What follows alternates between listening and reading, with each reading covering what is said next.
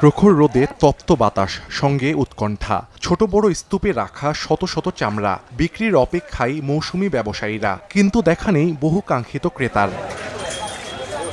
এমন দৃশ্য কিশোরগঞ্জ শহরে চামড়ার সবচেয়ে বড় হাট বড় বাজারের মোরগ মহালের। জেলায় এবার বাড়ি বাড়ি গিয়ে কয়েক হাজার মৌসুমি ব্যবসায়ী কিনেছেন চামড়া। তারা জানান, প্রতি পিস গরুর চামড়া কেনা হয়েছে 600 থেকে 700 টাকায়। লবণ দেওয়ার পর সে খরচ বেড়ে দাঁড়িয়েছে 800 থেকে 900 টাকায়। মৌসুমি ব্যবসায়ীদের দাবি, ঢাকার ব্যবসায়ীরা এখনো হাটে না আসায় ক্রেতারা যে দাম বলছেন তাতে উঠবে না খরচের অর্ধেকও।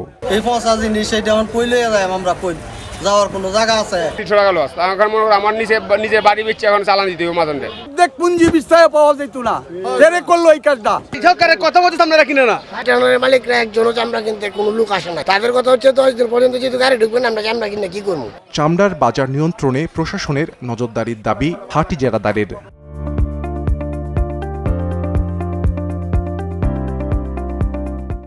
সবারই লস হইতেছে। সরকারের কাছে আশা করি যেন এর একটা সুব্যবস্থা হয়।